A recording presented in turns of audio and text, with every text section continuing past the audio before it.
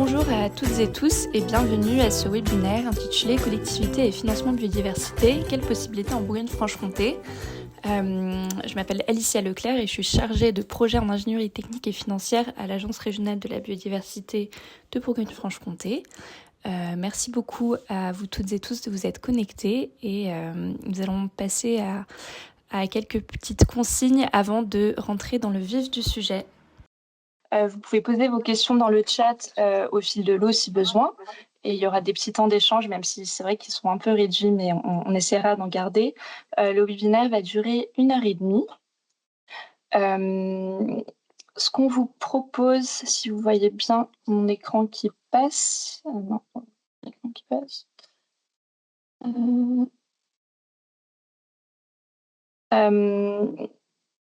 Ce qu'on vous propose, c'est un webinaire pour vous présenter les différents financements sur la biodiversité qui sont disponibles en région. L'idée de ce webinaire, c'est d'essayer d'avoir un panorama assez large des financements qui existent. Mais du coup, on ne va pas pouvoir être exhaustif à l'intérieur de chaque financement. Donc, voilà, l'idée, c'est vraiment d'avoir un peu les grandes idées, d'avoir les bons contacts et les bonnes informations ou savoir vers où aller, vers où pouvoir être dirigé pour pouvoir ensuite creuser si besoin davantage. Donc, ce qu'on vous propose, c'est d'abord de vous présenter des financements qui sont liés à la restauration, renaturation des écosystèmes, avec des présentations du Conseil régional, du Fonds vert côté de Réal et de la CDC Biodiversité. Ensuite, aller voir des financements qui sont aussi liés à la restauration, renaturation, mais qui vont aussi un peu plus loin, enfin, dans le sens où qui abordent aussi d'autres thématiques comme la gestion des espaces, la préservation des espèces, et autres. Et donc là, on aura des présentations de la Fondation du patrimoine, des agences de l'eau, les 3 qui sont sur notre territoire, du Conseil régional, mais côté plutôt Union européenne. Avant d'aller sur les financements plus transversaux sur la biodiversité, avec une présentation de l'Office français de la biodiversité, dans le cadre du Fonds vert également, une autre présentation de l'Union européenne et du Conseil régional. Et enfin, on va terminer le webinaire avec d'autres outils financiers qui peuvent être à destination des collectivités, être utilisés pour financer des projets favorables à la biodiversité, avec 2 présentations, une de la Banque des territoires et une autre de la Fédération des parcs naturels régionaux sur les aménités rurales. Et puis, on essaiera d'avoir des temps, peut-être une question entre chaque grand passage. Et puis, si on a le temps de finir aussi sur quelques questions. Et vous pouvez les poser dans le chat au fil de l'eau. Ma collègue Marie-Laure pourra les voir. Si Didier, tu es prêt, je te propose de commencer donc, pour ces premiers financements plutôt liés à la restauration, renaturation. Oui, bonjour à tous. J'ai l'honneur de présenter et de commencer la présentation. Donc moi, je vais vous parler de 2 programmes d'aide. Le premier s'appelle Bocage et Paysages. Donc c'est un programme d'aide du Conseil régional de Bourgogne-Franche-Comté. Il concerne la replantation d'arbres, de haies, d'arbres isolés, de bosquets ou de haies bocagères. Dans le cadre de ce programme-là, les dépenses qui sont éligibles à l'aide sont tout ce qui est plan forestier, protection individuelle, les tuteurs, le paillage qui doit être biodégradable et tous les travaux préparatoires associés à ce projet de plantation de haies ou d'arbres alignés. Sur ce dispositif-là, on est sur un montant plancher de 500 € par subvention, sachant que c'est une dérogation au règlement budgétaire de la région, parce que normalement c'est 4 000 € le plancher, mais on a négocié pour descendre à 500 €. Et après, on a des plafonds, et les plafonds sont à 20 € du mètre linéaire pour les haies ou 20 € par arbre quand c'est des alignements d'arbres. Le taux d'aide apporté est de 50% sur les dépenses éligibles que je vous ai listées juste avant. Il y a des possibilités de bonification de l'aide pour passer à 60% lorsque le projet est assez conséquent, lorsqu'on dépense 1000 mètres de haies par exemple, ou 100 arbres alignés. Et puis aussi, si jamais vous faites intervenir un chantier d'insertion, il y a aussi la possibilité de bonifier cette aide à 60%. Et il y a une deuxième bonification qui concerne les collectivités qui sont engagées dans la démarche territoire engagé pour la nature, les collectivités TEN. Et là, la bonification amène le taux d'aide à 70% sur ces projets-là. Et puis après, pour certaines collectivités de certains départements, notamment les départements de la Côte d'Or, du Doubs et de la Saône-et-Loire, il y a une aide complémentaire qui est apportée par les départements sur ces projets-là, sur les mêmes projets, pour monter à 80% d'aide cumulée entre la région et le département, 80% d'aide publique. Et on fonctionne sous un système de guichet unique qui est que la collectivité qui dépose la demande d'aide auprès de la région se voit automatiquement, sauf si elle le refuse, mais se voit automatiquement transférer son dossier au département pour qu'ils instruisent aussi de leur côté l'aide complémentaire. Voilà, il n'y a qu'une seule dépôt à faire, c'est auprès de la région. Sur les critères d'éligibilité spécifiques, principalement, il faut que ce soit des projets qui soient hors des zones urbaines, urbanisées ou sur du parcellaire bâti. Donc on reste sur de l'espace naturel. Et puis on demande que les essences qui sont dans ces projets-là soient des essences forestières. Tout ce qui est résineux, fruitier ou ornementaux sont exclus. Et on exclut aussi tous les projets mono-essences. Donc il faut au minimum 6 essences différentes pour que le projet soit retenu. Après, au niveau du calendrier, les demandes sont traitées tout au long de l'année au fil de l'eau. C'est le règlement permanent de la région qui s'applique. Et puis, vous avez dans cette diapo-là un lien sur la ressource sur ce dispositif et puis aussi le contact. Si jamais vous voulez avoir des renseignements complémentaires sur le programme, je suis à votre disposition via ce contact qui est signifié sur la slide. Et après, voilà, vous avez quelques exemples de projets, un alignement d'arbres qui a été financé par la région et un autre, un alignement une haie intraparcellaire double rang. Sur le deuxième dispositif de la région que je gère, c'est le programme qui s'appelle Verger de sauvegarde. Là, pour les collectivités territoriales, ça concerne la replantation d'un projet entre 15 et 20 arbres fruitiers. Il y a aussi une possibilité d'avoir des financements complémentaires. Vous pouvez également planter des petits fruits, vous pouvez mettre des haies mellifères jusqu'à 100 mètres de mellifères, vous pouvez aussi mettre des nichoirs, des ruches et de la signalétique pédagogique dans le projet. Sur les dépenses éligibles pris en charge, ce sont tous les plans fruitiers, tout ce qui est lié au projet, les protections individuelles des troncs des arbres, les tuteurs, le paillage, et également, comme pour le bocage buisage, tous les travaux préparatoires, l'ouverture des fosses de plantation et les travaux de plantation.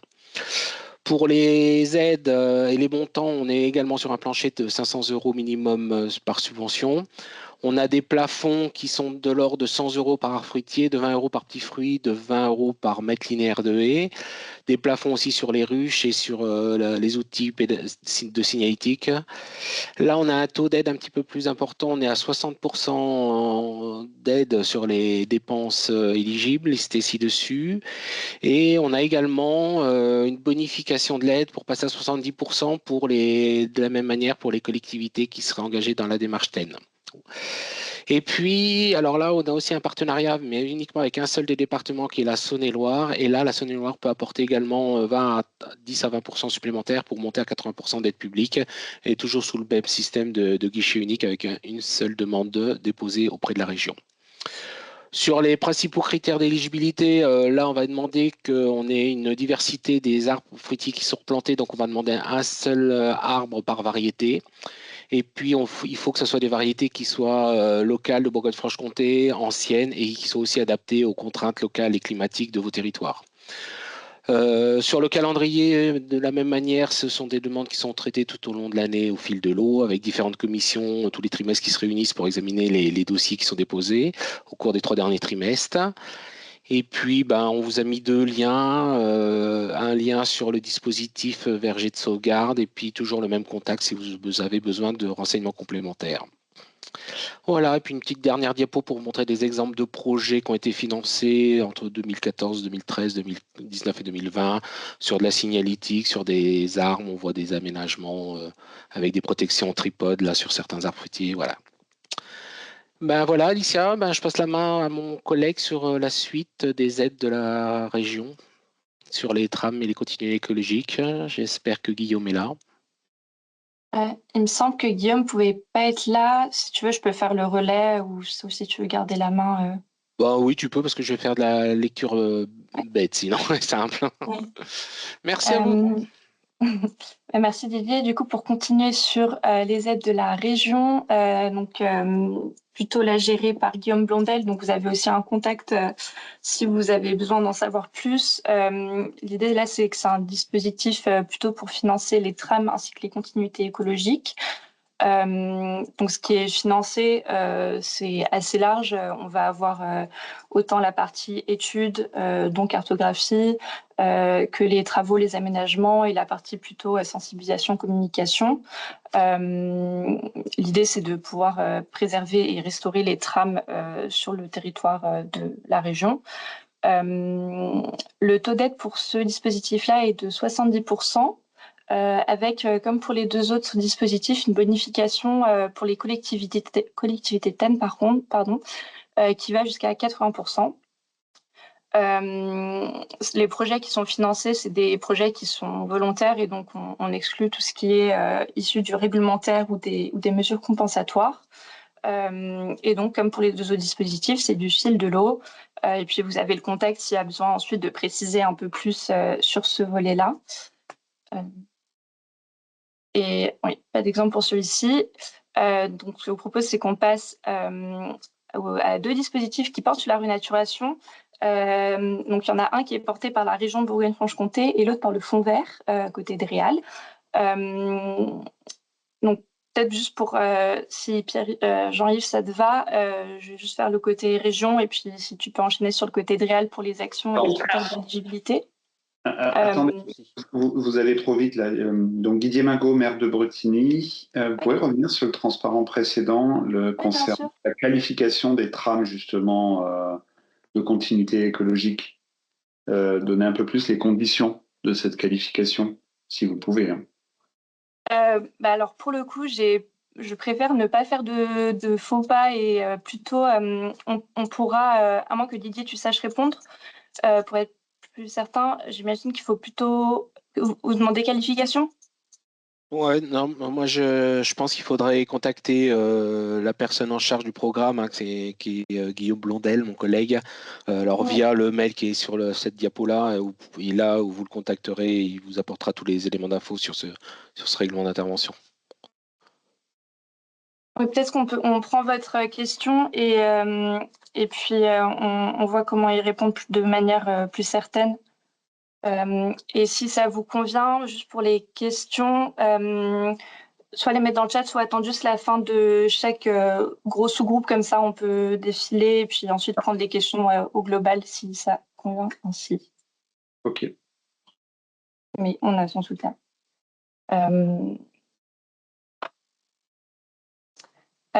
Du coup, sur la renaturation, on a deux dispositifs, donc la région.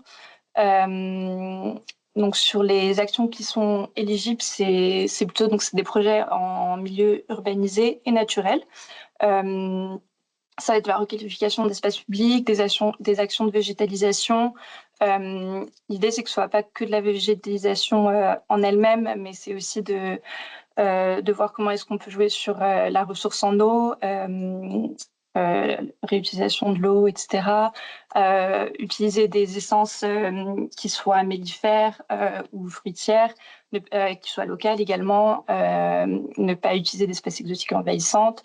C'est un dispositif qui met en avant l'utilisation de solutions fondées sur la nature et plus spécifiquement d'adaptation fondées sur la nature pour notamment réduire les îlots de chaleur urbains surtout, et puis favoriser l'infiltration des eaux de pluie, éviter qu'il y ait des risques, éviter les effets des risques naturels. Donc pour les actions qui sont financées côté région, l'idée c'est, comme pour les autres dispositifs, de vraiment valoriser la flore locale et adaptée à la région. De bien prendre en compte aussi la biodiversité ordinaire qu'on peut trouver dans les différents milieux. Et puis, plus spécifiquement sur ce dispositif-là, l'idée, c'est de justifier de la maîtrise foncière ou au moins d'usage du site pour lequel les actions sont menées, notamment pour garantir la pérennité des projets et du financement. Et si, Jean-Yves, tu veux aller sur le côté fonds vert? Oui, sur le côté fond vert, sachant que c'est à peu près le même dispositif et ils se complètent l'un l'autre, bien sûr, on peut les conjuguer les deux. On est sur le même type d'aide, même si les mots ne sont pas exactement les mêmes. Ce sur quoi insiste le fond vert, c'est la notion d'écosystème, de fonctionnement des écosystèmes. Donc, avec une importance sur la renaturation des sols, notamment les sols vivants qui permettent aussi à la végétation de se développer, et la question de l'eau, de la gestion de l'eau, que ce soit au niveau des réseaux, de la filtration du pluvial, etc. Mais on revient sur les mêmes enjeux, à savoir des îlots de fraîcheur dans les zones urbanisées euh, sur lesquelles c'est nécessaire. Également sur toiture et façade, c'est possible pour la végétation des toitures et façades, c'est éligible au titre du fonds vert. Un des enjeux également, ça va être en termes de priorisation, des projets qui permettent justement d'avoir ces co-bénéfices autour des sols, autour de la biodiversité, des démarches paysagères à l'échelle de l'îlot urbain notamment. L'enjeu de co-construction avec les habitants, avec les usagers qui vont être utilisateurs de ces espaces. Donc ces éléments-là sont des éléments de priorisation ou d'analyse des projets que vous pouvez avoir. Sinon, on est sur les mêmes principes de restauration et de création d'îlots de fraîcheur autour d'espaces naturels en zone urbanisée ou en continuité de l'urbanisation. On n'est pas en milieu naturel pur. Je pense qu'on peut passer à la diapo suivante qui complète. Voilà. Donc, je continue là, puisque ça va être équivalent. En termes de dépenses éligibles, on est bien sûr sur les études d'ingénierie du diagnostic et les travaux et investissements. On est sur un taux d'aide maximum 80. En fait, c'est la réglementation par rapport à la nécessité de mettre 20% pour la collectivité. Et donc, ça peut venir en complément de la région. Sachant que 80, c'est vraiment le maximum. Il y a un effet levier qui est recherché de 1 à 4. Donc, l'idée, c'est que la moyenne soit à 25%.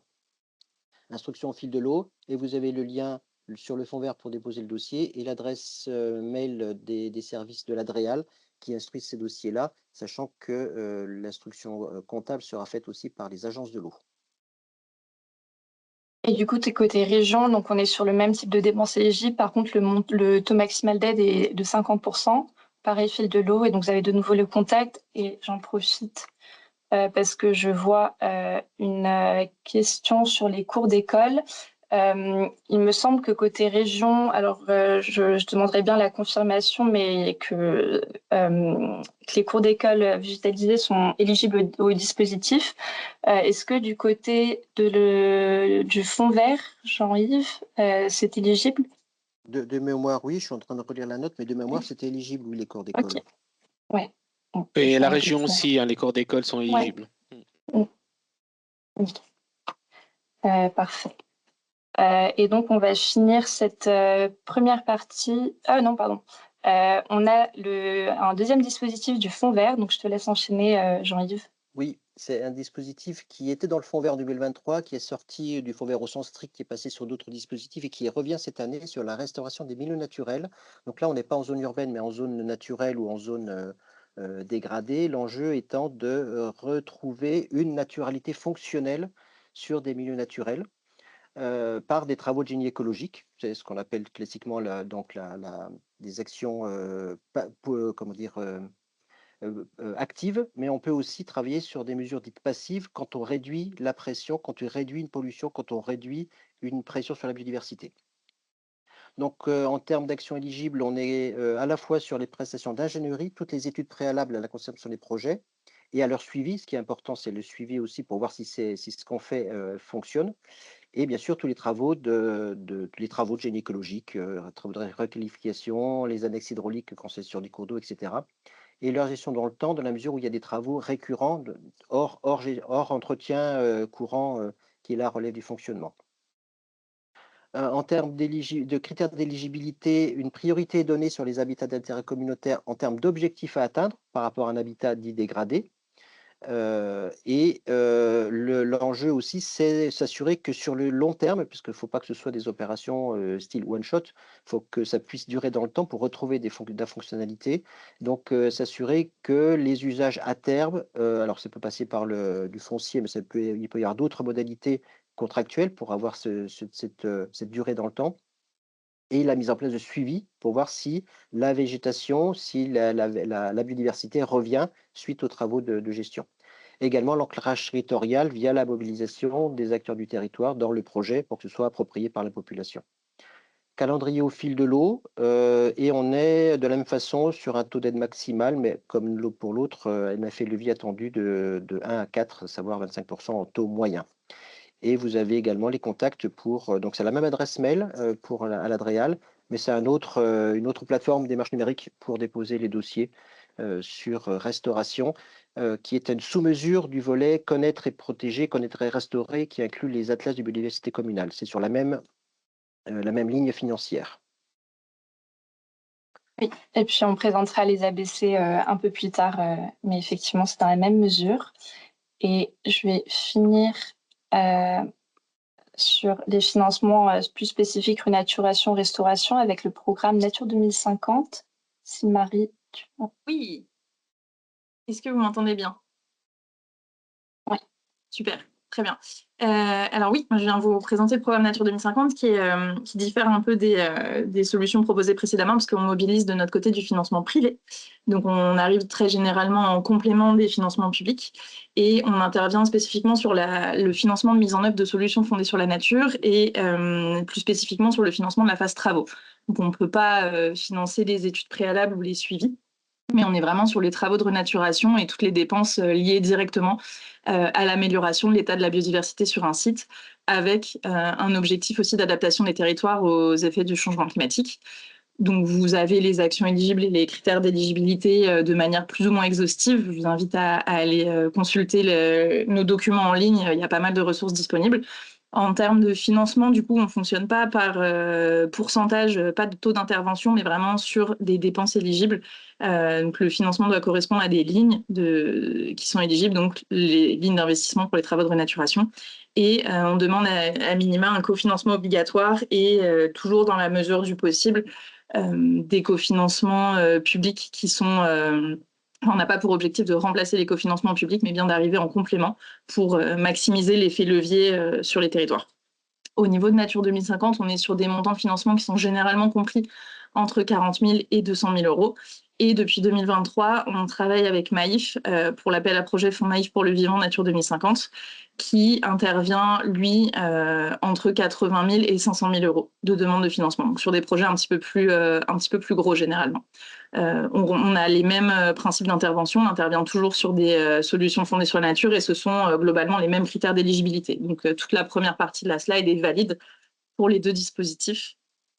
À noter cependant qu'on demande un engagement aux porteurs de projets de faire des suivis et de sécuriser le foncier jusqu'en 2050 parce que nous aussi de notre côté on suit les projets jusqu'en 2050, donc c'est vraiment un engagement long terme et ça occasionne le fait de provisionner des ressources financières et ou des ressources humaines pour faire ces suivis et pour faire du reporting avec nous pour un peu moins de 25 ans maintenant. Voilà, vous avez les deux liens vers, d'une part, le programme Nature 2050 et d'une autre part, l'appel à projet Fonds Maïf pour le vivant.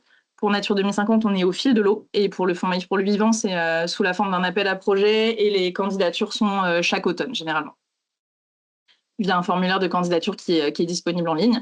Voilà. Au niveau des types de projets qu'on recherche, je vous laisserai peut-être consulter ces slides-là pour pas prendre trop de temps. Et vous avez pas mal de liens ici également avec le cadre d'intervention, le rapport annuel et la carte des projets avec des pastilles qui vont vous renvoyer vers les fiches projets. Comme ça, vous pouvez consulter ce qui a déjà été financé. La carte est mise à jour chaque année et les fiches projets sont ajoutées tout au long de l'année au fur et à mesure de l'intégration des projets. Voilà.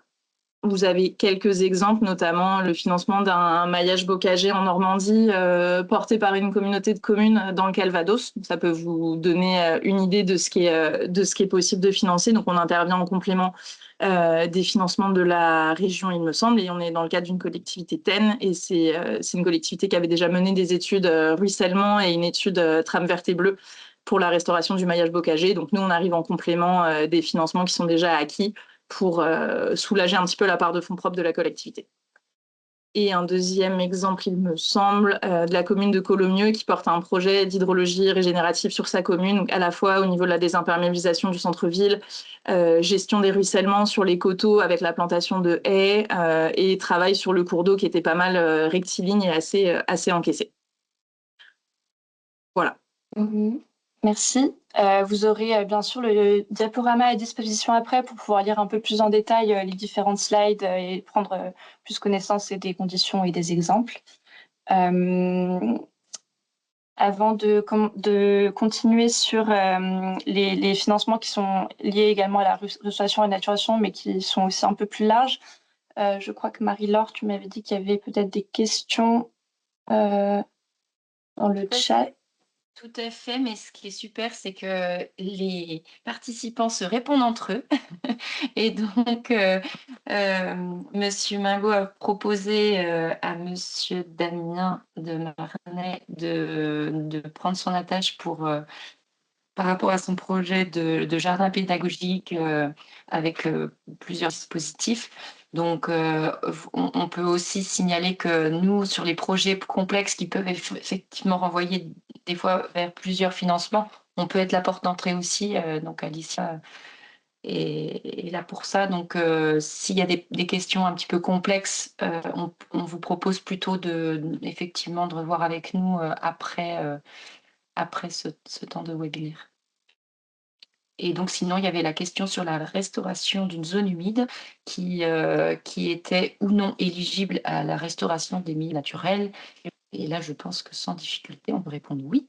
Mais Oui, j'étais en train d'écrire, donc la réponse sera oui, sachant qu'il faudrait voir aussi avec l'agence de l'eau concernée s'il n'y a pas un dispositif qui peut aussi contribuer à un dispositif financier qui peut compléter le fonds vert restauration. Donc il faut pouvoir articuler les deux, puisqu'on parle d'une zone humide.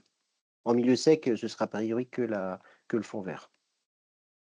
Oui. Et pour les agences de l'eau, je vous invite donc à attendre un tout petit peu. Ça va arriver dans pas très longtemps, donc pour pouvoir compléter. Et donc, en attendant, je vais laisser la parole à Jean-Philippe, il me semble, pour la Fondation du patrimoine. Oui, bonjour à toutes, bonjour à tous. Est-ce que vous m'entendez bien? Oui. Je suppose que oui. Oui, la Fondation du patrimoine, qui est peut-être pas forcément un acteur très connu dans le domaine du patrimoine naturel, mais qui néanmoins agit depuis un certain nombre d'années en faveur des projets de restauration de milieux naturels.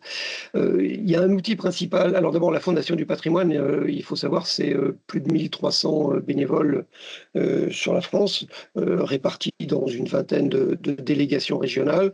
Et en Bourgogne-Franche-Comté, on est à peu près 80 à 85 bénévoles qui travaillent sur l'ensemble du territoire, avec 2 délégués parties thématiques qui sont Béatrice Renaï et moi-même, qui avons en charge les questions de patrimoine naturel, accompagnée par Margot Sicora, chargée de mission à la Fondation, qui suit l'ensemble de ces projets.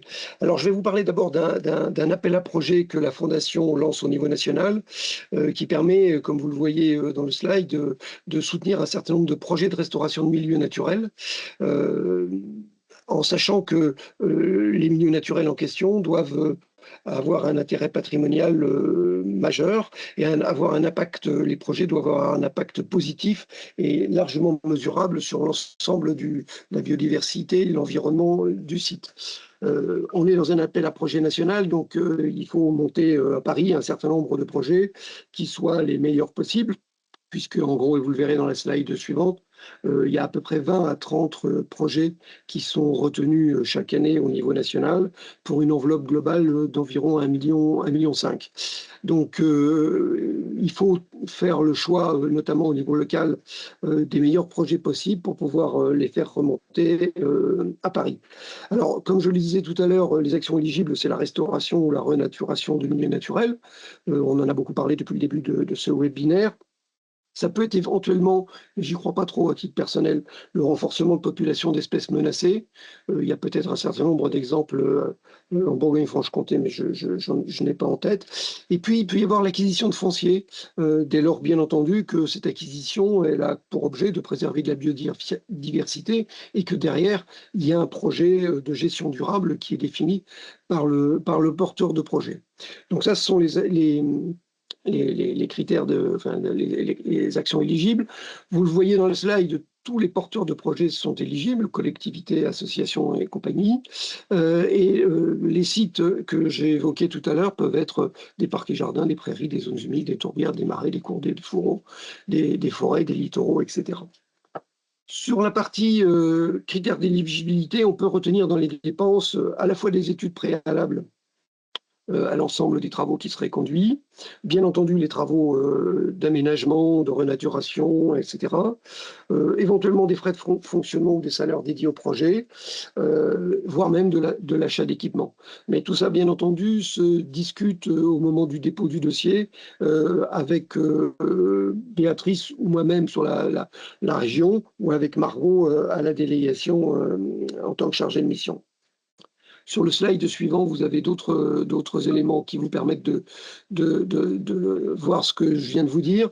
Donc 1,5 million environ pour 25 à 30 projets.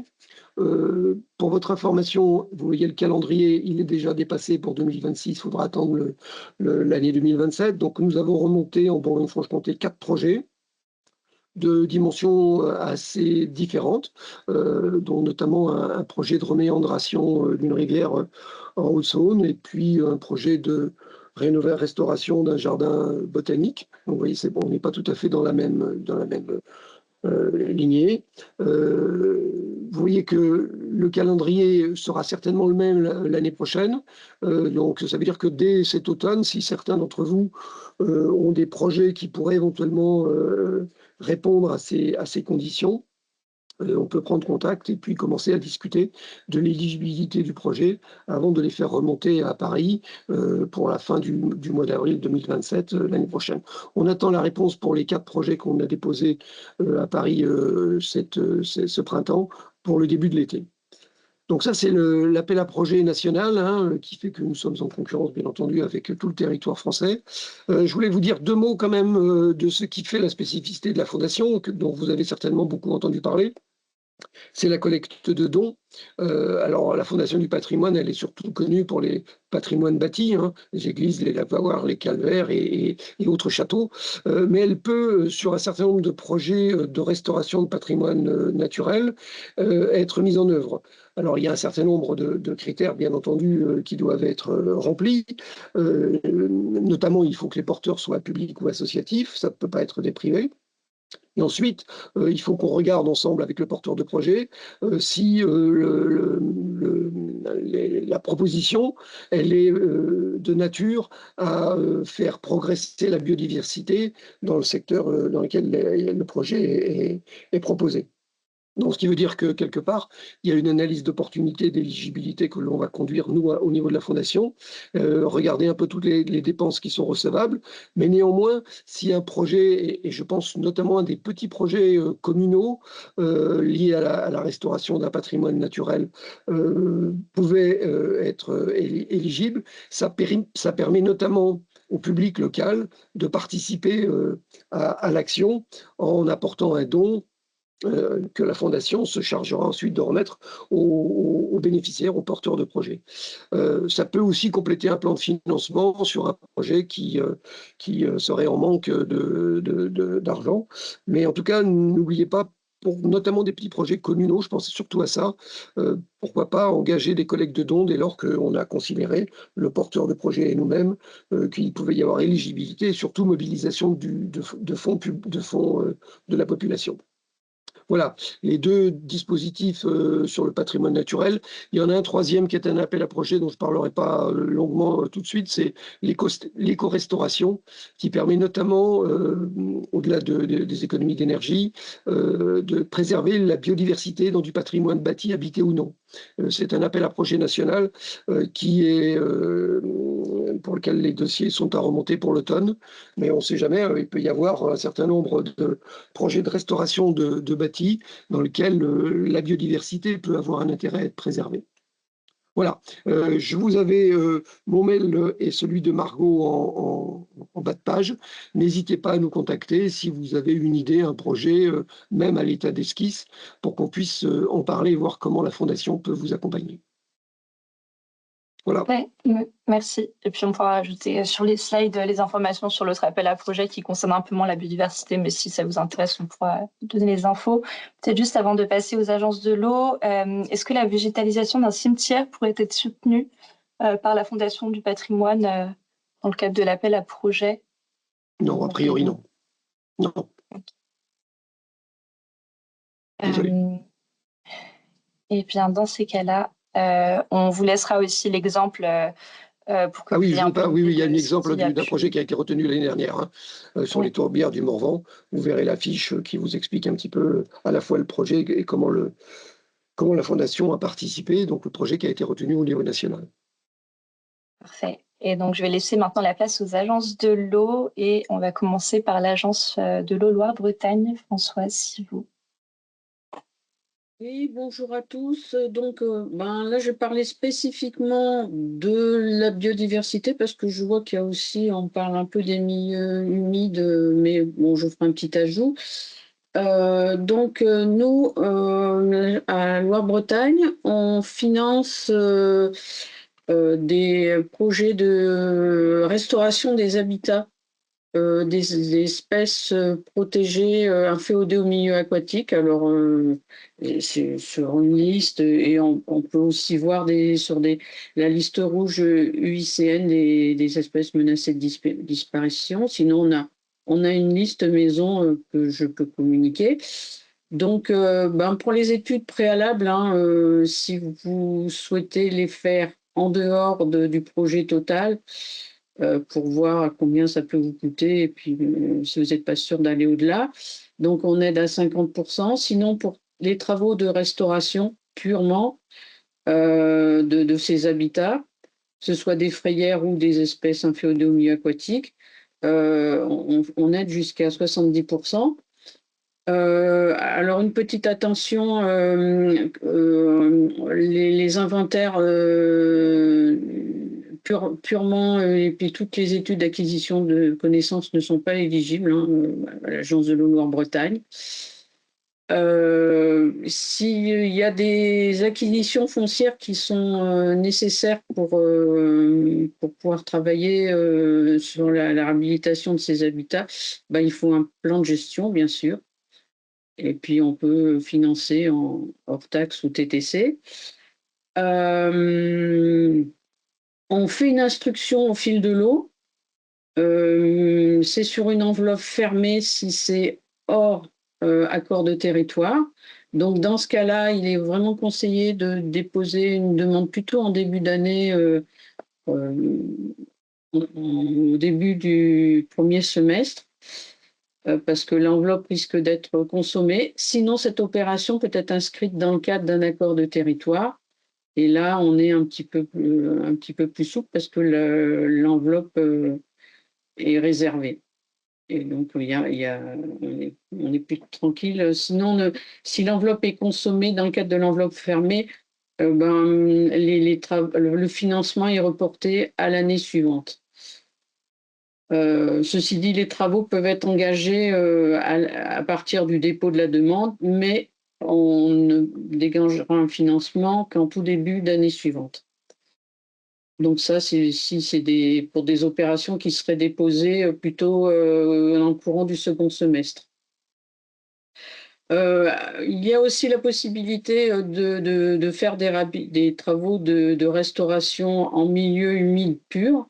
Dans des secteurs qui ont été répertoriés dans le cadre d'inventaire comme tel. Et dans ce cas-là, c'est les mêmes montants, 50% pour les études d'avant-projet et 70% pour les travaux. Et donc, les études d'avant-projet, si elles sont sorties en dehors des travaux. Bien sûr, ça ne concerne pas les mesures compensatoires, hein, comme tout le monde.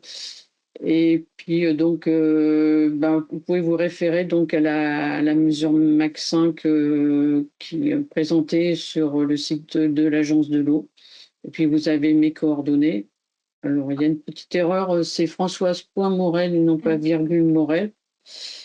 Et puis, mes coordonnées. Et puis, sur la diapo suivante, je vous présente quelques exemples. On fait beaucoup de restauration de mares en faveur du sonneur à ventre-jour parce que c'est une espèce pionnière. Mais il y a aussi pour la cistude, pour des papillons, des libellules. On a aussi fait des crapauducs en Bourgogne-Franche-Comté. dans le département, sous des ponts routiers vicinaux, genre d'aménagement. Des restaurations de prairies humides pour des espèces de papillons ou de libellules spéciales. Aussi pour des protections d'oiseaux nicheurs dans des zones de marais. Et puis sur la mulette perlière, quand il y en a, ce qui est de plus en plus rare, malheureusement. Voilà, je laisse la parole à mes autres collègues, donc à Simon, je pense. Oui, parfait. Bonjour tout le monde, donc Simon Bezin de l'agence de l'eau Seine-Normandie. Alors, je ne vais pas vous présenter l'intégralité des actions qu'on a sur la biodiversité parce qu'aujourd'hui, on a un chapitre complet, le chapitre F de notre 12e programme d'intervention, qui vise à agir sur la restauration multifonctionnelle des milieux aquatiques, des milieux humides, de la biodiversité et qui permet d'agir aussi via l'idée étant d'agir via des solutions fondées sur la nature. Donc voilà, la biodiversité est intégrée un peu partout dans notre programme. Elle l'est aussi indirectement dans des aspects de désimperméabilisation en ville. On ne pouvait pas parler de tout aujourd'hui, mais voilà, elle est intrinsèquement présente dans notre programme d'intervention. J'ai fait le choix de vous faire un focus sur 2 items, la préservation des zones humides, que Françoise a évoqué, et un deuxième slide sur les actions très spécifiques à la biodiversité qui ont été nouvellement intégrées dans notre programme d'intervention. Donc c'est des actions assez nouvelles qui n'existent dans notre programme que depuis 2025, donc depuis le début de notre 12e programme. Donc pour les actions sur les zones humides, on agit à différents niveaux sur la connaissance. Alors la connaissance opérationnelle, comme pour l'agence de l'eau Loire-Bretagne, les études ont pour but de guider l'action. Et ça, c'est important d'avoir des études qui guident l'action. Par contre, le développement de la connaissance spécifique d'une espèce, d'un milieu sans autre but à l'échelle régionale, par exemple, n'est pas dans les cordes de l'agence de l'eau. On intervient et on a remis une énergie au développement des inventaires de zones humides, la spatialisation concrète des zones humides sur notre territoire. C'est un préalable à leur non-destruction, à la tenue de programmes d'action qui vont vers de l'acquisition foncière, de la gestion agricole. Enfin voilà, la liste est assez longue, mais c'était important d'en parler aujourd'hui parce que c'est la première base de préservation de ces milieux, c'est d'abord de les spatialiser, de les connaître sur le territoire pour les intégrer, notamment dans les documents d'urbanisme. Voilà. Pour ce qui est des actions en faveur des zones humides, on intervient aussi sur les travaux de restauration, les travaux d'entretien. Ça se fait toujours dans un cadre réfléchi avec une connaissance préalable, un plan de gestion pour le faire. Vous pouvez aussi agir sur la maîtrise foncière de ces milieux. On aide à la fois l'acquisition foncière, les mises en réserve pour des échanges, dans certains cas, les contractualisations type ORE entre une collectivité, un conservatoire. Enfin voilà, la liste est assez longue. On a plein de solutions possibles sur cet axe-là. Le tout, c'est que l'acquisition foncière, les actions foncières soient réfléchies dans un cadre qui s'appelle une stratégie foncière. Vous avez en dessous, je ne détaille pas, mais les taux de financement possibles en fonction des actions. En gros, le taux agence est à 80%, sauf précision. Autour de ces projets, il faut rappeler qu'on a des animations de territoire, on a des animations sectorielles. Exemple, les conservatoires sont aidés par les agences de l'eau via le pôle milieu humide, par exemple, pour épauler les territoires à l'action. On a aussi, via nos contrats de territoire, portés par les structures GEMAPiennes, de l'accompagnement qui est possible. Et en tant que collectivité, vous êtes membre de ces structures. Donc voilà, il ne faut pas oublier tout le réseau qu'on a autour, qui est aidé aussi par l'agence et qui permet de déployer ces actions. On peut aider aussi des actions de communication et de valorisation associées au projet. Donc, exemple, des travaux de panneaux pédagogiques sur un site sur lequel on a abouti en termes d'action de restauration. On n'est pas dans la com tout azimut, on est vraiment sur de la communication associée au projet et sur des sites d'intérêt et des sites sur lesquels il y a eu des travaux démonstrateurs. Pour ce qui est de l'éducation et la mobilisation citoyenne, on intervient encore une fois dans le cadre de nos contrats territoriaux, notamment via les ateliers participatifs auprès des élus, voilà, sur des thématiques.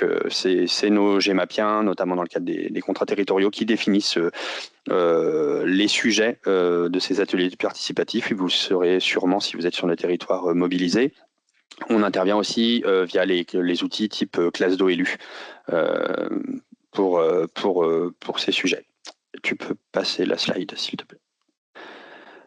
Pour ce qui est des actions spécifiques à la biodiversité, qui sont des sujets, comme je le disais tout à l'heure, assez nouveaux pour l'Agence de l'eau, on a différentes clés d'entrée possibles. On a les actions sur les haies à vocation biodiversité. Alors, contrairement à des acteurs comme la région, on n'interviendra pas sur de la haie tout azimut, on intervient sur de la haie en milieu humide, en bord de cours d'eau, enfin voilà, des choses de ce type. Et on peut se permettre une petite sortie des milieux humides sur ce qu'on appelle des milieux connectés, c'est-à-dire des haies qui auraient une fonction de connexion entre différents réservoirs biologiques, réservoirs de biodiversité humides, et qui permettrait de faire le lien entre les zones humides et de permettre la dispersion des espèces. Donc ça doit se faire dans un cadre mesuré, un cadre réfléchi, il doit y avoir des diagnostics préalables. La liste est beaucoup plus longue, je ne pourrais pas détailler toutes les attentes et tout ce qu'il est possible de faire ici, mais voilà, c'est en gros l'action que l'on peut porter sur les haies. Elle est beaucoup plus restrictive que d'autres porteurs de projets. Malgré tout, on peut être présent autour de ces actions. On intervient aussi sur une clé d'entrée espèces, donc la préservation, c'est le deuxième item, préservation et restauration de la biodiversité liée à l'eau, pour des espèces PNA, PRA, des espèces menacées, des espèces cibles. Enfin, l'exemple le plus parlant, Françoise l'a cité tout à l'heure, on intervient par exemple sur la mulette perlière. Très récemment, le parc régional du Morvan porte une étude sur la mulette, une étude basée sur l'ADN pour redécouvrir des populations. Ils refont des inventaires terrain pour vraiment bien identifier les populations présentes et vont découler de ces actions sûrement du renforcement de population, bien sûr associé à de la préservation et de la restauration des habitats qui reste le préalable indispensable à ces actions de renforcement de population. On peut mettre aussi en place des suivis avant-après travaux pour des espèces dans le cadre de travaux sur les milieux. Sur la question du franchissement piscicole, c'est une action qui est intégrée dans la partie biodiversité. Elle se limite aux ouvrages liste 2, c'est-à-dire des ouvrages qui ont un usage sur lesquels on ne peut pas faire autre chose que de prévoir un dispositif de franchissement, sachant qu'on privilégie la restauration morphologique des cours d'eau, l'effacement quand cela est possible. Là, c'est vraiment dans le cas où on ne peut pas faire autre chose, donc il y a une possibilité d'aider les travaux de rétablissement de franchissement piscicole quand on n'a pas d'autre solution. Et enfin, on peut intervenir sur des dispositifs de franchissement hors piscicole, ça c'est vraiment très récent, à la fois les batracoducs et les loutroducs. On a des exemples dans la Nièvre, dans l'Yonne, où on a déjà des financements établis, aux côtés du Fonds vert notamment d'ailleurs, pour le financement de loutroducs permettant le franchissement des ouvrages d'art par cette espèce sensible. Voilà. C'est bon pour moi. Pour ce qui est des contacts du dépôt calendrier, c'est au fil de l'eau pour Seine-Normandie. On a des calendriers cadencés de commission, donc j'en détaille pas plus. Et tout ça, enfin tout ce que je vous ai présenté, si vous voulez aller plus loin, se place dans le cadre de notre 12e programme d'intervention. Comme je l'ai dit, vous avez le lien qui est présenté ici vers le chapitre F. Et bien sûr, vous n'hésitez pas, je suis votre contact sur la question de la biodiversité, contact privilégié. Je saurais vous réorienter soit vers des collègues qui gèrent les sujets au niveau de certains territoires, soit même vers nos maîtres d'ouvrage, nos animations territoriales, qu'elles soient celles des contrats territoriaux ou des animations thématiques telles que celles que l'on finance auprès du conservatoire, par exemple.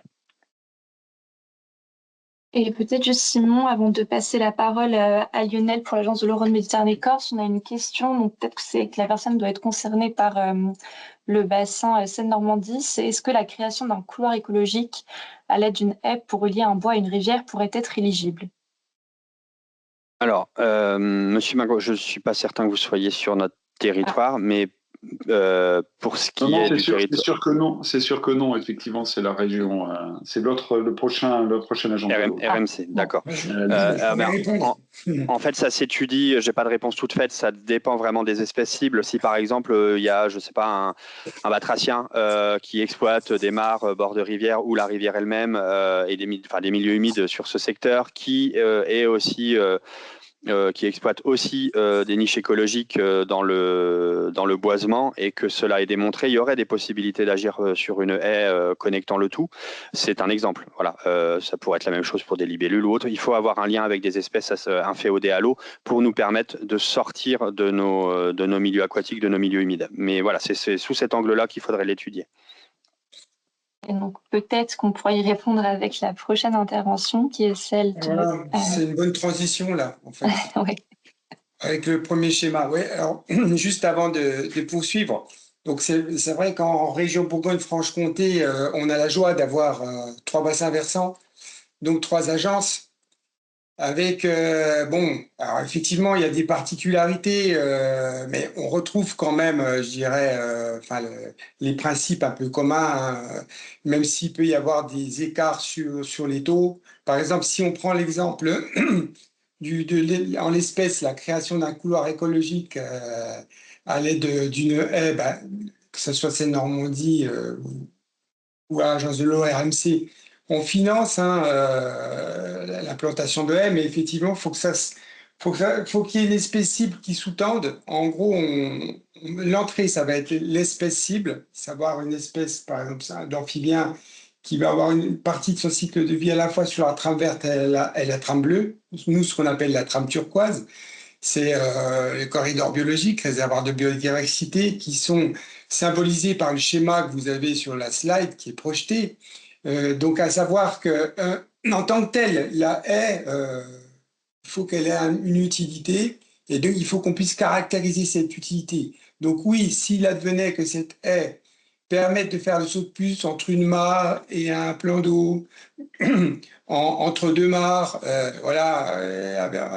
c'est des réseaux en fait. Hein.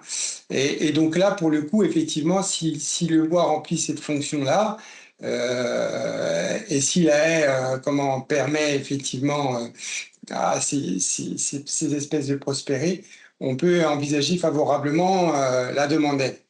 Alors, juste pour revenir sur les actions éligibles de l'agence de l'eau RMC, je ne vais pas vous faire une liste à l'après-vert parce qu'il y a déjà pas mal de choses qui ont été dites par les autres agences, mais concrètement, on retrouve un petit peu les mêmes principes. Hein, donc, on va pouvoir, au niveau des actions éligibles, soutenir des projets de restauration de milieux aquatiques humides dégradés. Donc là, pour le coup, on y a aussi les passes à poissons, les franchissements, les milieux humides. Par exemple, nous, vous voyez, un gros programme sur les tourbières, en Franche-Comté, tourbière Life Climat, anciennement Life Jura, tourbière jurassienne.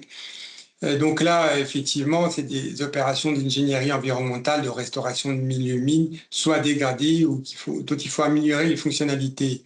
Ensuite, on a un programme sur la préservation des milieux aquatiques et humides. Donc là, concrètement, on est dans un autre état d'esprit. Il y a des milieux humides qui sont relativement fonctionnels, donc ils peuvent avoir certaines dégradations, subir certaines dégradations, mais modérées, avec une pression relativement faible. On est dans des zones, je dirais, des hotspots, milieux protégés, etc. Oui, on peut être encore amené à déployer des actions de maîtrise foncière ou des actions de mise en défense, l'établissement d'ORE, obligation réelle environnementale. Et là, pour le coup, on est plutôt sur une ligne préservation des milieux aquatiques. Enfin, on vient d'en parler, c'est les opérations de reconquête de la biodiversité. Donc là, c'est la restauration de la trame turquoise. Vous voyez, donc là, concrètement, on a différentes espèces qui se déplacent. Par exemple, les petits mammifères, les loutres avec les banquettes à loutres. Nous, par exemple, à la différence de Seine-Normandie, on monte jusqu'à 80% pour les crapauducs, enfin les ouvrages des franchissements. Et puis, on soutient aussi tout ce qui est stratégie d'action territoriale, c'est-à-dire pour faire émerger des projets, parce que effectivement, ce que je peux vous dire aussi, c'est que nous, sur le 11e programme, entre 2019 et 2024, Sur la trame turquoise, par exemple, on avait un budget de 60 millions d'euros, on n'a pu en consommer que 37 millions. Donc, on recherche des dossiers bien évidemment en qualité aussi, et donc on a besoin de têtes de réseau, comme l'ARB par exemple, ou d'autres cellules d'appui, des associations environnementales, qui vont pouvoir accompagner favorablement les maîtres d'ouvrage pour réaliser des opérations en matière de restauration à trame turquoise. On peut passer à la diapo suivante. Donc voilà, je vous ai juste schématisé, vous compreniez les différentes clés d'entrée quand on a un dossier sur le grand cycle. Donc on est soit sur de la préservation, soit sur de la continuité, sur les cours d'eau, on en parlait sur la liste 2, restauration de milieux humides dégradés, bon ça peut être également milieu aquatique humide, ça peut être l'engendrement de cours d'eau, effacement de drains, des choses comme ça.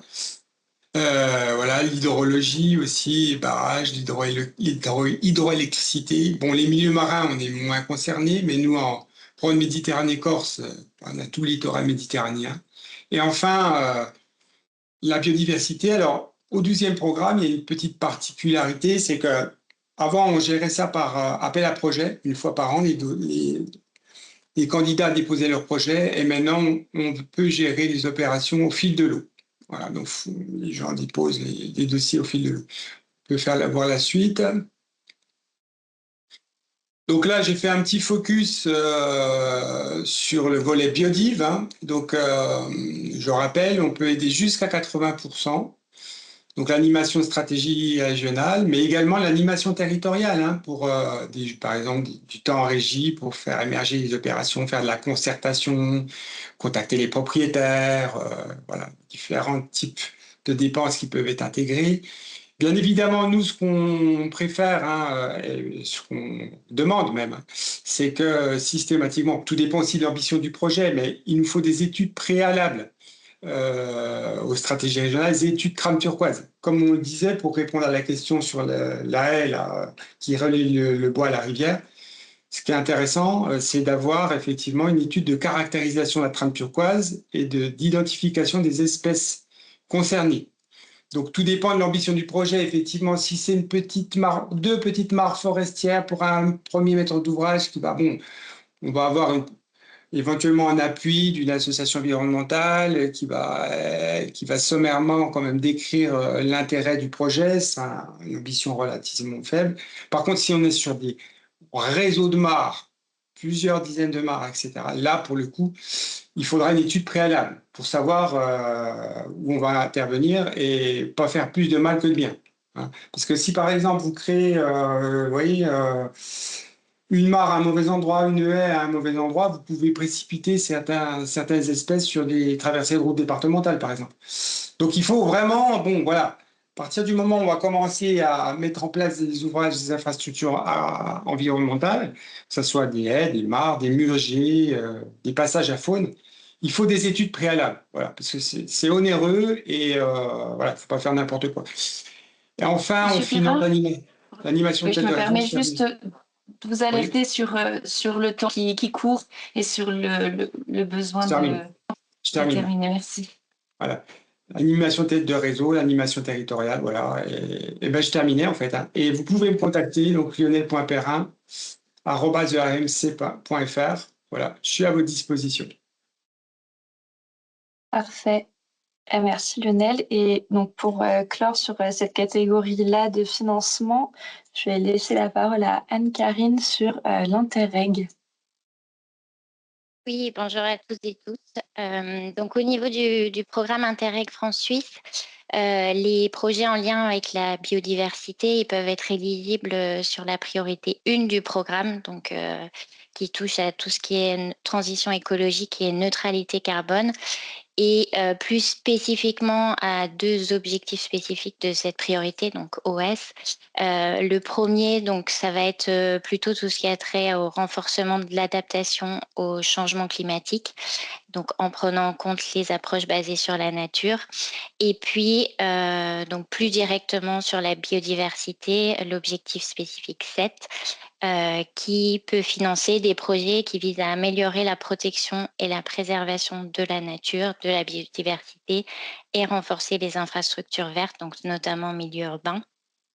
Et donc, au titre de cette OS, on va pouvoir, donc les types d'actions qui vont être éligibles sera notamment les projets qui visent à la préservation des espaces naturels du territoire de coopération ou encore au renforcement des pénétrantes de verdure et de la nature en vie. Sur les critères d'éligibilité, donc on a un programme de coopération, donc le projet doit être défini en commun avec un ou des partenaires de l'autre côté de la frontière. Donc il faudra nécessairement qu'il y ait un chef de file côté français, un chef de file côté suisse, et ensuite il peut y avoir également d'autres partenaires côté français et ou suisse. Le projet doit répondre à un des objectifs du programme, et c'est ce que je viens de détailler sur les actions éligibles. On doit disposer aussi de ressources partagées et de compétences complémentaires, donc des deux côtés de la frontière. Le projet doit également produire des effets matériels et ou immatériels pour le territoire transfrontalier franco-suisse. Donc, à noter que pour le programme Interreg France-Suisse, le territoire de coopération il est composé de 3 départements au niveau de la région Bourgogne-Franche-Comté. Donc, côté français, le Jura, le Doubs et le territoire de Belfort. Et ensuite, on a 2 départements du côté de l'Inde. Donc, c'est vraiment les départements transfrontaliers. Et ensuite, on a 7 cantons du côté suisse. Et le projet, donc dernier critère, il doit également produire des réalisations qui sont communes et pérennes. Au niveau des structures éligibles, c'est assez large puisque sont éligibles les collectivités publiques et leurs groupements, également les établissements publics, les associations, les organismes consulaires, etc. Et puis, je vais laisser la parole à ma collègue Elisa Blachac, qui est animatrice du programme. Merci Anne-Karine. Alors pour compléter, donc en ce qui concerne les montants, donc le taux d'aide maximum est de maximum 80% et le montant plancher est de 20 000 €. Donc en ce qui concerne le calendrier, donc le prochain dépôt est prévu à l'automne 2026, donc avec une date limite de dépôt de fiches pré-projet fixée au 11 septembre 2026 et le dossier complet au 6 novembre 2026. Et ensuite, il y aura encore une période de dépôt au printemps 2027 avec donc une date limite au 12 mars 2027 pour le dépôt des fiches pré-projet et au 23 avril 2027 pour le dossier complet. Donc n'hésitez pas à nous contacter via l'adresse mail qui est donc indiquée sur le diapo. Et pour ce qui est des exemples, on a choisi de mettre en avant le projet Décor, donc porté par le Conservatoire d'espaces naturels de Haute-Savoie, avec le CEREMA Centre-Est et la Chambre d'agriculture Savoie-Mont-Blanc comme partenaires. Mais vous pouvez retrouver tous les projets aidés en suivant le lien qui est sur le diapo. Et donc pour conclure et pour information, nous organisons une journée de rencontre dédiée à l'Axe Environnement, donc le 4 juin 2026, de 9h30 à 14h30 à Annecy. Donc les inscriptions sont closes, mais s'il y a encore éventuellement 1 ou 2 personnes qui sont intéressées, n'hésitez pas à nous contacter. Voilà. Merci à toutes les deux. S'il n'y a pas de questions sur ce volet-là, j'en vois peut-être une pour Lionel sur les études. Est-ce qu'elles rentrent dans l'enveloppe ouverte aux subventions? Oui, tout à fait. Enfin, tout dépend de quelle étude on parle, mais nous, enfin moi personnellement, j'aime bien qu'à partir du moment où on commence à avoir des opérations, on intervient sur le monde du vivant. Parfois, ne pas agir, c'est la solution. Hein. Donc, comment ça veut dire par là que oui, il faut des études et oui, on les finance. Et nous, on les finance à hauteur de 80%. Oui, parfait. Eh bien, merci pour cette précision. Et puis, donc, on va passer aux financements transversaux et on va commencer par les atlas de la biodiversité communale. Donc, on a commencé un tout petit peu à parler puisqu'ils sont intégrés au fonds vert. Et je laisse Ludiane compléter. Oui. Alors, les atlas de la biodiversité communale ou intercommunale, c'est un dispositif qui vise à faire un diagnostic et à acquérir un socle solide de connaissances sur la biodiversité à l'échelle de son territoire. Donc, l'idée, c'est d'identifier les enjeux, que ce soit en matière d'habitat naturel ou d'espèces, et l'OFB accompagne financièrement des collectivités ou des établissements publics pour des projets qui vont de 36 à 48 mois et qui sont composés de 3 grands piliers d'action. À savoir, le premier pilier, c'est un pilier connaissance. Donc là, c'est tout ce qui est scientifique, L'idée, c'est de faire un inventaire des connaissances qui existent déjà en matière de biodiversité, de définir la zone du territoire qu'on souhaite étudier, d'établir un plan de prospection, de réaliser les diagnostics et ensuite de mettre en valeur les résultats des diagnostics en faisant une cartographie sur les enjeux de la biodiversité.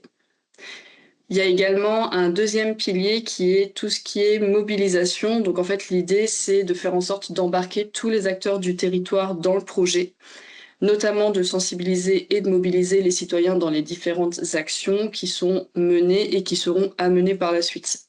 Donc ça peut prendre différentes formes, ça peut être à la fois des ciné-débats, des sorties nature, des escape games de la biodiversité ou toute autre action de mobilisation citoyenne qui soit innovante et impactante.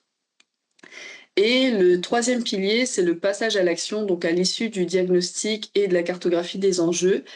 C'est de proposer un plan d'action qui soit issu de ces résultats et qui a pour ambition qui a pour ambition d'agir pour préserver la biodiversité et ou de prendre davantage en compte la biodiversité dans les futurs aménagements locaux ou dans les futures politiques publiques, dans les futures politiques locales, par exemple dans les documents d'urbanisme.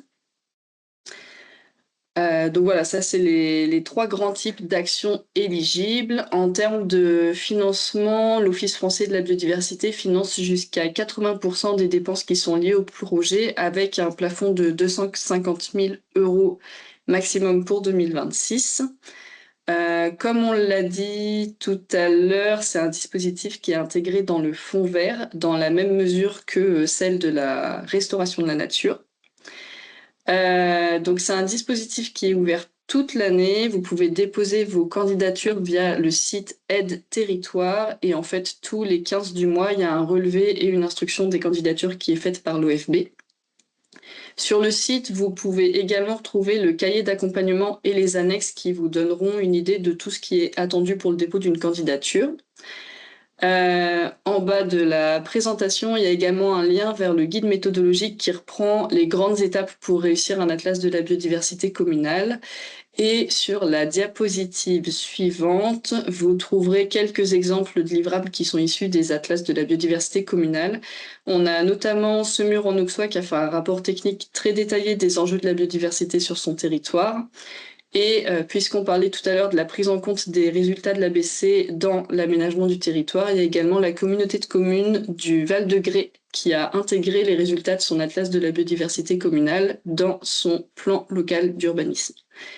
Et voilà, vous avez également mon contact si vous souhaitez plus d'informations sur ce dispositif.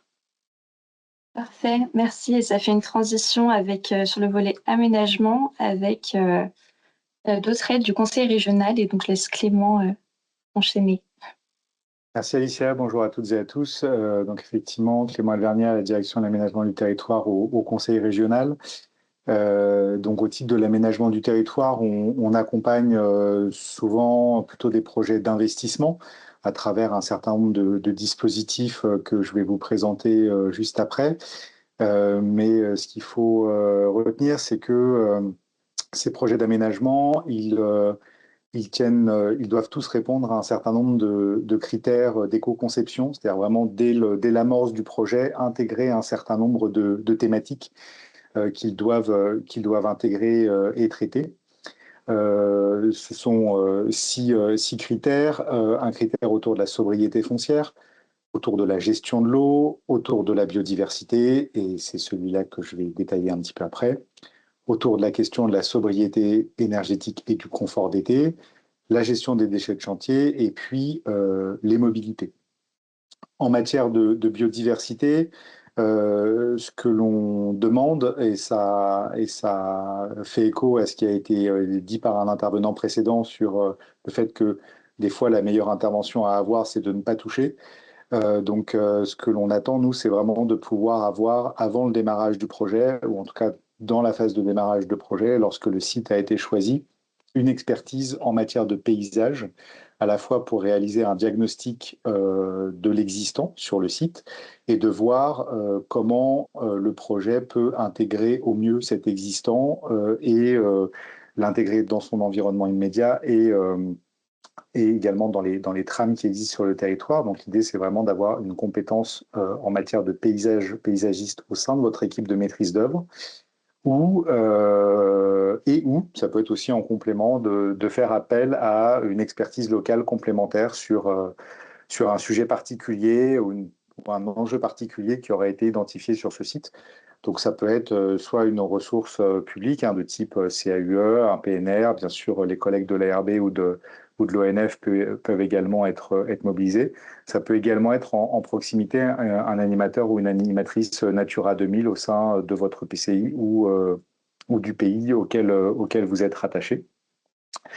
Dans la conception des bâtiments ou des espaces extérieurs à ces bâtiments, l'objectif, ce sera de préserver la faune et la flore déjà présents sur le site, notamment en limitant au maximum la destruction des arbres s'ils ne sont pas malades. C'est interdit dans nos dispositifs de détruire des arbres s'ils ne sont pas malades, s'ils n'ont pas fait l'objet d'un diagnostic, et puis d'intégrer au mieux le projet que vous allez mener dans les trames existantes. C'est aussi prendre appui sur le projet que vous menez pour lutter contre les espèces exotiques envahissantes, soit en traitant celles qui seraient éventuellement présentes sur le site, soit en prenant des mesures de prévention par rapport aux phases chantier. Donc ça peut être notamment par rapport au nettoyage des engins de chantier ou d'intégrer dans les CCTP des spécificités par rapport aux apports de terre végétale pour qu'ils soient exempts de racines extérieures aussi, tout ce genre de choses. Monsieur Alvernia, j'attire oui. juste votre attention qu'il faudrait, si possible, passer rapidement à la diapositive d'après et peut-être intégrer dans vos explications la question de l'interaction avec Terragilis qui est posée dans le chat. Ok, très bien, pas de souci. Merci. Et juste donc effectivement, pour finir sur les aspects biodiversité qu'on demande à prendre en compte dans chaque projet, l'intégration de la faune et de la nature, de la faune et de la flore sur le site. Donc là, on est sur la logique vraiment d'être attentif aux vivants. Mais du coup, c'est aussi donc une approche sur les essences.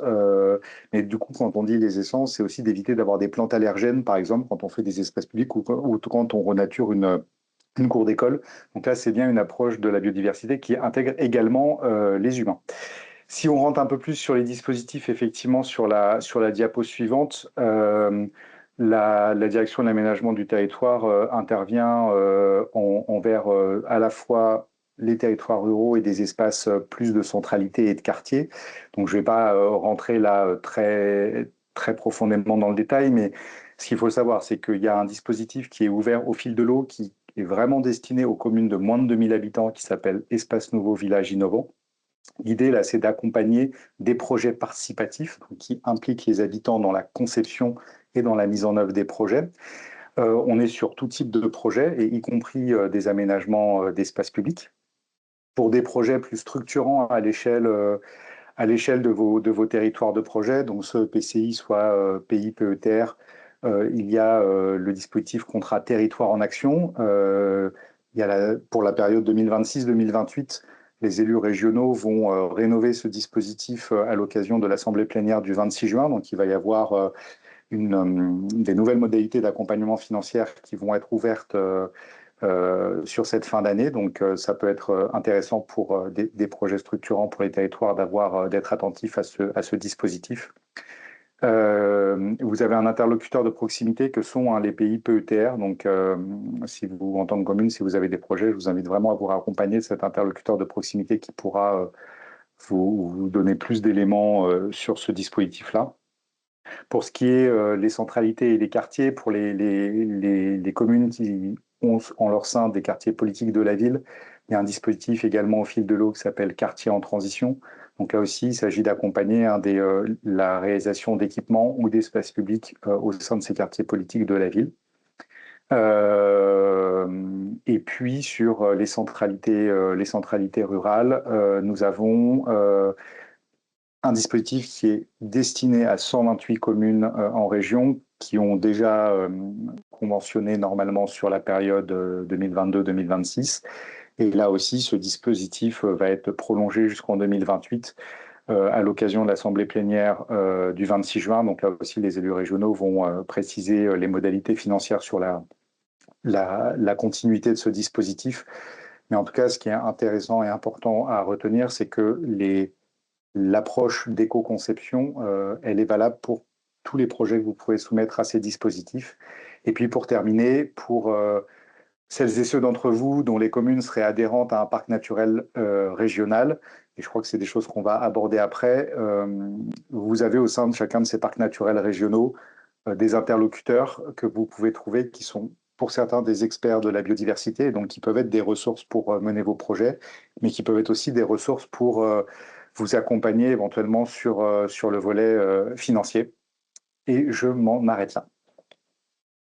Merci Clément. Et on va donc passer au dernier financement de cette catégorie plutôt transversaux avec le programme européen LIFE, si Johanna est présente.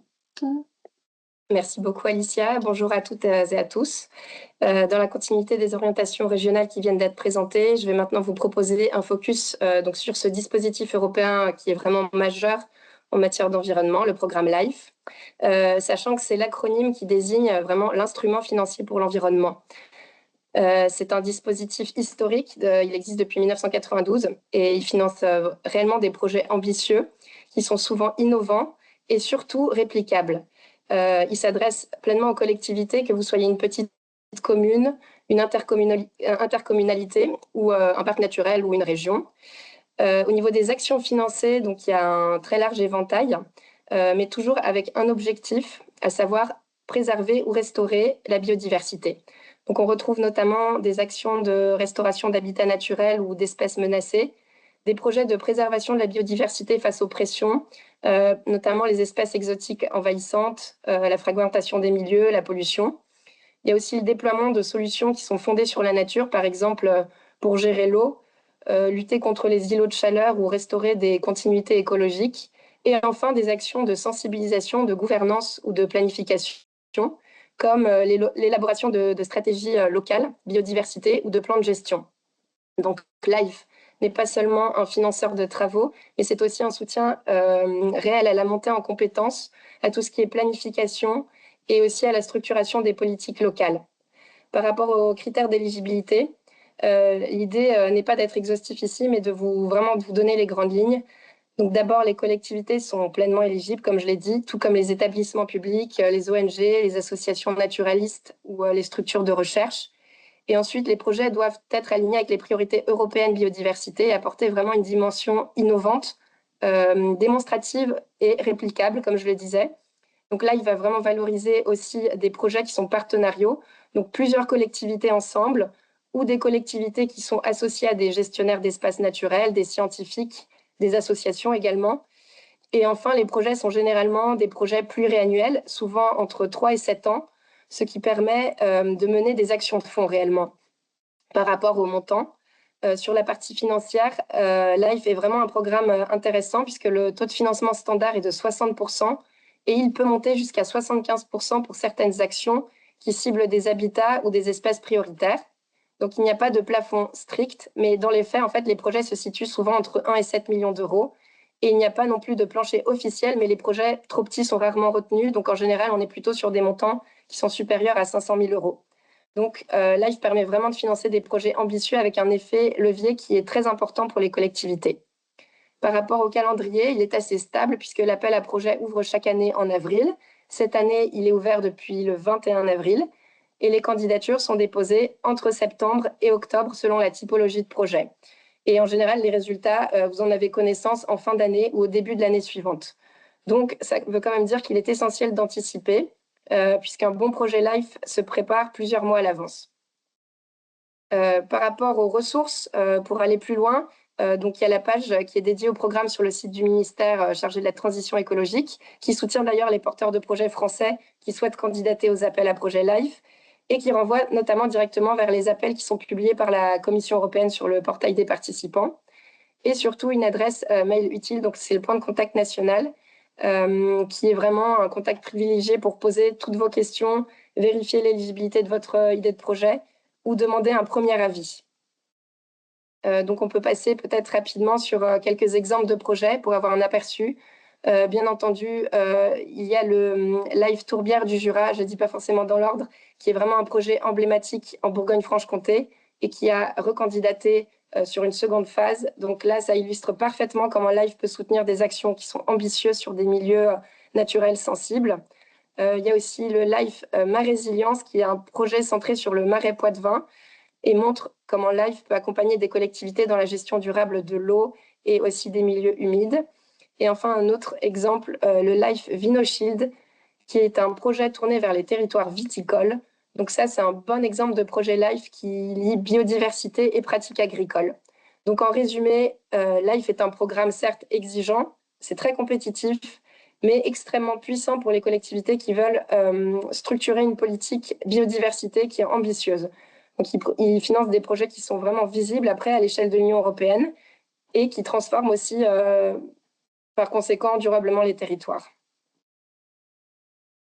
Parfait. Merci Johanna. Peut-être avant de passer aux deux dernières présentations, on va essayer de passer assez vite parce que Cécile de la Banque des Territoires doit partir, mais est-ce que tu peux peut-être juste une question qui a été posée sur l'aide apportée en termes d'ingénierie pour les petites communes, souvent techniquement limitées pour monter des dossiers.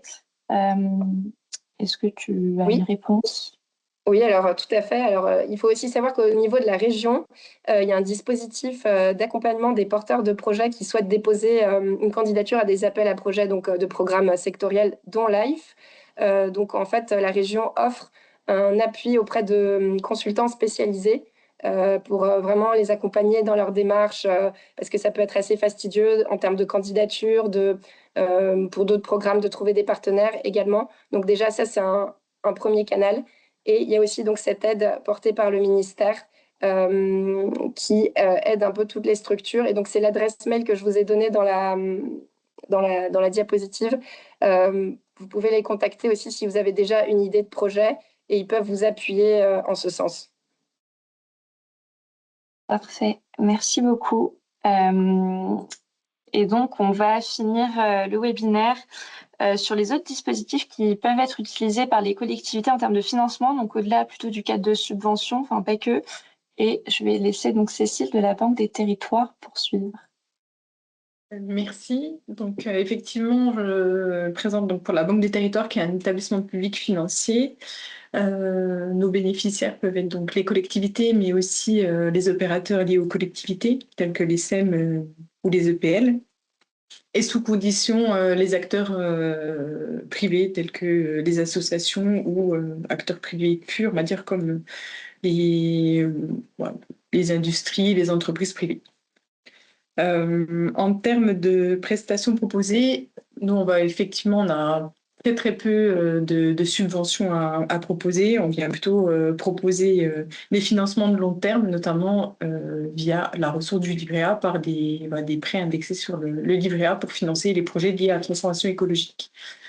Dans quelques éléments, on peut proposer également un soutien en ingénierie, donc pour venir impulser vos projets, notamment si vous êtes labellisé, si des territoires sont labellisés par un programme national, comme Petite Ville de demain, Village d'avenir, Territoire de montagne, etc.